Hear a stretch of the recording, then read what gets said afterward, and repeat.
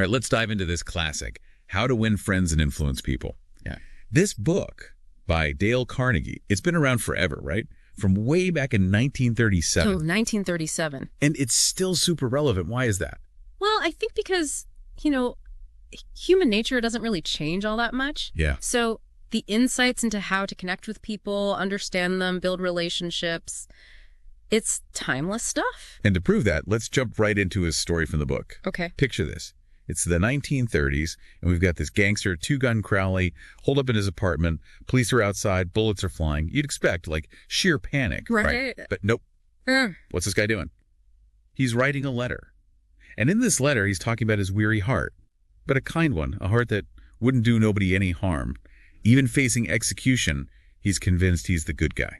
It's a powerful example of how we see ourselves, right? Mm-hmm. Even in extreme situations, we justify our actions. We need to believe we're the good guy. Totally. And that's what Carnegie's getting at in this book. It's not about tricks or manipulation. It's about understanding that human element. Yeah. And once you get that, you can build real, genuine relationships. So what are some of these key takeaways from the book? Well, let's start with number one, probably one of the most well-known principles. Don't criticize, condemn, or complain. On the surface, that sounds kind of tough. Don't we all, get frustrated sometimes? Yeah. Isn't it natural to want to point out what someone's doing wrong? Sure, of course. We all feel those things. Yeah. But Carnegie's point is criticism doesn't really lead to lasting change. It often just makes people defensive, makes it harder to actually connect with them. So instead of focusing on what someone's doing wrong, we need to figure out what motivates them. Exactly. Find that common ground. Okay, I can see that. And it reminds me of, Abraham Lincoln. I mean, he was president during the Civil War, dealing with some, let's just say, some generals who weren't always the best. But he didn't go around publicly criticizing them. Right. Lincoln understood human nature. He knew that kind of criticism would just demoralize people, not solve the problem. So patience and understanding over just yelling at people. Exactly. Got it. Okay, takeaway number 2 is give honest and sincere appreciation.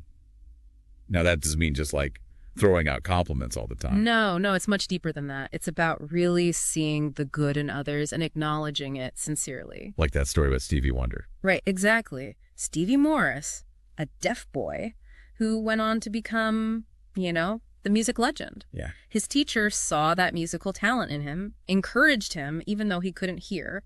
Imagine how powerful that appreciation was for him. How different his life might have been without it. That's incredible. Yeah, it really is. It shows that appreciation can unlock potential. It's not just about making someone feel good. It's about helping them become their best selves. And that's got to be way more effective than, like that salesman in the book who just brags about his company instead of listening to his client. Oh, definitely. Nobody likes feeling manipulated. Authenticity is key. Okay, so principle number 3 is arouse in the other person an eager want. That sounds, a little bit more like strategic. Well, think about it. Remember Two-Gun Crowler? He did what he did because he wanted to. It was twisted, but it was his want. Yeah. Carnegie is saying that everyone's driven by their desires. So if you want to influence someone, figure out what they want and align your goals with that. Make it a win-win, basically. Exactly. Carnegie tells the story of needing to negotiate a lower rent at his hotel. Instead of complaining, he found out what the hotel manager wanted, which was good publicity. So he pointed out how his lectures brought more people to the hotel. It was a win-win. Smart. So he appealed to the manager's self-interest. Mm-hmm. And the manager saw the benefit and agreed to a lower rent. Exactly. And this works even in tougher situations. Carnegie talks about this guy trying to sell something to chain stores. Was he, too focused on his own needs? Yeah, he was totally missing their perspective. But once he figured out what the chain stores actually needed, he made the sale. Sometimes we get so stuck in our own heads, Right. Which brings us to takeaway number 4. Remember that a person's name is to that person the sweetest and most important sound in any language. Oh, it's so true. Think about it. When someone remembers your name, it makes you feel seen, respected, like you actually matter. It's like the opposite of being just another face in the crowd. Exactly. Carnegie tells the story of Jim Farley, a politician who was famous for remembering thousands of names and faces. He used that to connect with people, make them feel valued, and it worked wonders for him. I can only imagine. I can barely remember what I had for breakfast. Well, there's also the example of Andrew Carnegie. He may not have been the warmest guy, but he understood the power of a name. He used it to build loyalty with his employees, make them feel like individuals. Wow. So even if you're not, like, naturally charismatic, you can still use this principle to make people feel appreciated. Definitely. It's about that genuine effort to connect with people on a personal level. All right. I'm really digging these takeaways. What's number 5? Number 5 is all about listening, and it's a big one. Be a good listener. Encourage others to talk about themselves. You know, it's funny. Sometimes we try so hard to be interesting, but maybe the key is to actually be interested. I think you're onto something there. Yeah, like when you're talking to someone and you're trying to impress them with your own stories, but you can just tell they're not really engaged. And then as soon as you ask them about themselves, boom, their eyes light up. That's it. Carnegie even tells this story about how he was once praised for being a brilliant conversationalist, but he barely said a word. He just listened attentively. And by doing so, he made the other person feel important and appreciated. It's like giving them the space to shine instead of trying to hog the spotlight. Exactly. Like that story about the banker who closed a deal by simply learning about his client's interest in stamp collecting. They connected over that shared passion. So common ground, shared interests, that's what helps build those genuine connections. It's a powerful thing. It's amazing how, like, just shifting the focus from ourselves to others can make such a difference in our interactions. Right, totally. Okay. And it leads us right into takeaway number 6. This one builds on that whole listening thing. It's talk in terms of the other person's interests. Oh, yeah, this is key. If you show someone that you've actually listened, that you care about what's important to them, that's where you build that connection. You're not just waiting for your turn to talk, you know? Right. You're actually engaged. And Carnegie had this great example. He had to talk to a dance studio owner, needed to, pitch her a business idea. Mm-hmm. I bet he didn't just barge in with a sales pitch, huh? Nope, not at all. He started by talking about dance, her passion. So he built that rapport first, showed genuine interest in her world. Then he brought up his business idea. Much smoother. Way smoother than just, hey, buy my thing. Right. Exactly. It's like you're setting the stage for a collaboration, not a one-sided pitch. Love that. Okay, so takeaway number 7. It's kind of along those same lines. Make the other person feel important and do it sincerely. Again, this is about genuine appreciation, not just empty flattery. Oh, absolutely. It's about seeing their strengths, acknowledging their contributions, make them feel valued. There's this really inspiring story Carnegie shares about a blacksmith's son. The one who dreamed of becoming a writer. Yes, he really admired this famous poet, even wrote an essay praising his work. And the poet was so touched by it, he offered him a job, right? Like his secretary or something. That's right. Which basically launched the young man's writing career. Yeah. Just imagine the impact that one act of sincere appreciation had. Wow, that's amazing. Okay, takeaway number 8. We all need to hear this one, especially these days. It's avoid arguments. Show respect for the other person's opinions. Yeah, this is huge. Even if you win an argument, you often lose the relationship, Constantly contradicting someone, shooting down their opinions, it just creates distance. Yeah, who wants to be around someone who's always trying to prove they're right? Right. It's exhausting. Carnegie himself learned this the hard way. He was talking to this woman once, and she made a mistake about, where Louisa May Alcott was born. Oh, I bet he was dying to correct her. He was. But he held back, bit his tongue, and it actually led to something really positive. Because he didn't embarrass her, make her feel dumb. She was more open to his perspective on other things later on. So sometimes it's better to just, let it go. Not every hill is worth dying on. Exactly. Pick your battles. Okay, so this next takeaway might sound a little counterintuitive. If you're wrong, admit it quickly and emphatically. Admitting we're wrong, that's tough. But it actually disarms people, shows strength of character. Makes you more relatable too, right? Totally. Carnegie tells this really powerful story about a Chinese father. He'd been estranged from his son for years because of, past mistakes. Traditionally, the elder shouldn't apologize first, but he decided to break with tradition. Publicly admitted his wrongdoing, asked his son to forgive him. Wow, that's brave. It was, and it led to this incredible reconciliation. Shows how powerful humility and vulnerability can be. Love that. Okay, next principle really resonates with me. Begin in a friendly way. Honey attracts more flies than vinegar. So simple, yet so true. It is. People are just more receptive when they feel that warmth, that goodwill. It's like you're setting the stage for a positive interaction from the get-go. Think about it. If someone comes at you all smiles and kindness, you're more likely to open up, right? Yeah. Versus someone who's grumpy and aggressive. Your guard goes up immediately. Totally.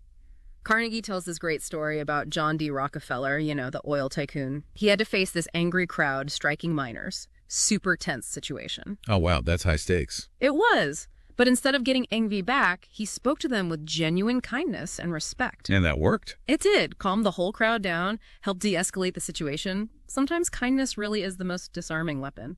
Powerful stuff. Okay, takeaway number 11. Get the other person saying yes, yes immediately. This one's interesting. It's about building momentum, right? You got it. The idea is when you get someone agreeing with you early on, even on small things, it creates a more positive, cooperative vibe. Makes it harder for them to say no later, to backtrack. So you're kind of leading them down a path. In a way, yes. Carnegie gives the example of the salesman trying to convince a tough executive. He didn't jump right into the hard sell. He started by getting the executive to agree that, his motor shouldn't overheat. Which, of course, no one would disagree with. Exactly. So he established that baseline of agreement, then moved on to the tougher points. It's like setting the stage for a yes. Smart. Okay, takeaway number 12. Let the other person do a great deal of the talking. Didn't we already talk about this with the whole listening thing? Yeah, it's related, but it goes even deeper. It's about recognizing that people crave that feeling of importance. When we let them talk, really express themselves, we're giving them that platform to be heard, to share their expertise. And everyone likes to feel like an expert. All right. Right. It's validating. And you also get valuable insights by listening to them. Carnegie tells a story about Colonel House, this advisor to President Woodrow Wilson. He was known for his subtle influence. He was like a puppet master. But in a good way. Sort of. He'd plant ideas in Wilson's mind, but let the president think they were his own. So he didn't need to take credit. He just wanted to achieve the outcome. Exactly. And by letting Wilson own the ideas, he got his buy-in, his cooperation, which is way more effective than forcing someone to do something they don't believe in. Right. Makes sense. Okay, takeaway number 13 sounds pretty similar. Let the other person feel that the idea is his or hers. It does build on that previous one. It's about nurturing that sense of ownership, of investment in the outcome. If someone feels like an idea is theirs, they're way more likely to support it. It's like that saying, people support what they help create. Exactly. Carnegie tells this funny story about a father who wanted to take his family on a, historical vacation. But the kids weren't exactly thrilled about the idea. Oh, I've been there. History's not always a kid's favorite thing. Right. So instead of forcing it on them, he started casually mentioning historical sites, piquing their interest. And guess what? His daughter ended up suggesting the vacation herself. Because she felt like it was her idea. That's some Jedi mind trick parenting there. Maybe. But it shows you that influence can be subtle, collaborative. It's not about forcing your will on people. It's about guiding them towards a shared goal. I love that. Okay, number 14. This one feels like a biggie. Try honestly to see things from the other person's point of view. This is huge. It's at the heart of so much of Carnegie's work, empathy.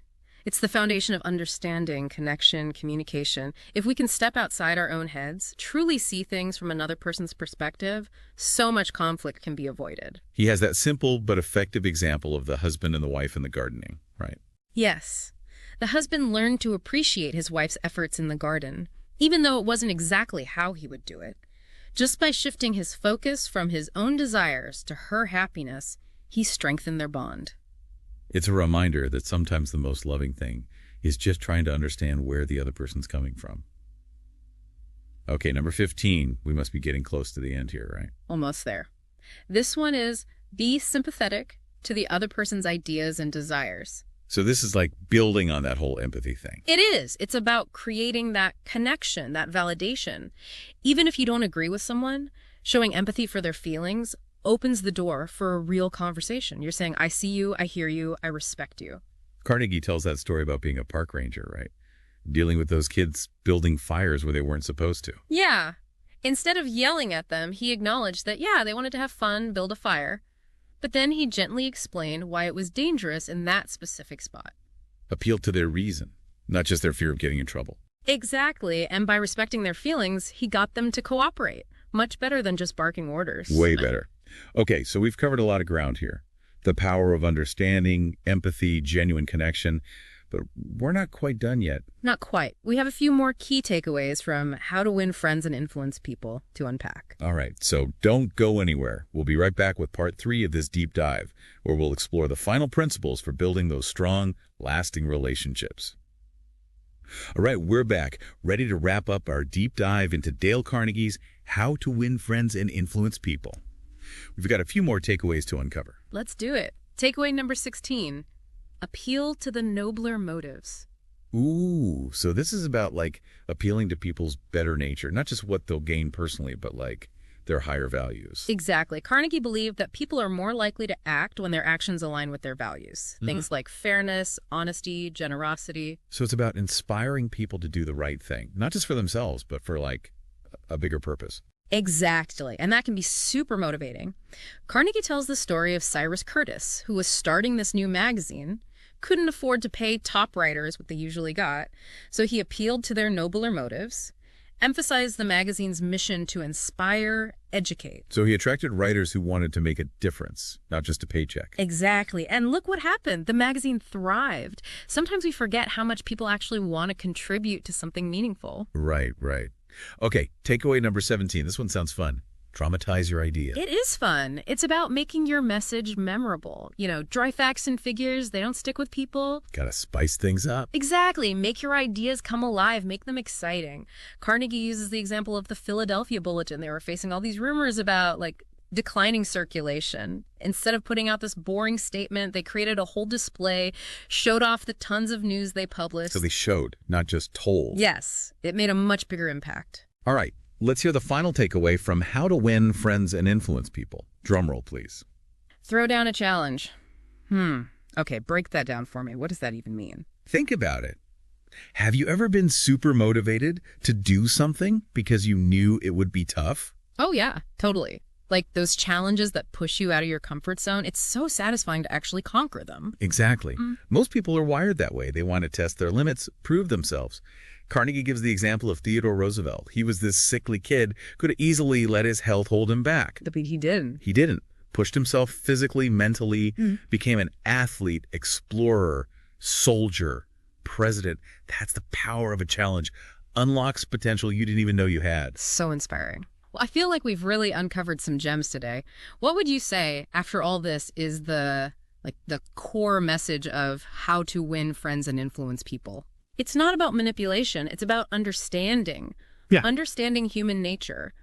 Using that to build real relationships. Treat people with respect, even when you disagree. See the value in everyone. It's about those small, everyday actions. A genuine compliment, truly listening, trying to see things from someone else's point of view. Exactly. And those small actions, they can make a huge difference. Couldn't agree more. Yeah. Well, thank you so much for joining us on this deep dive. Hopefully everyone listening can take these principles and, use them to build better, more authentic relationships. That's what it's all about. Until next time.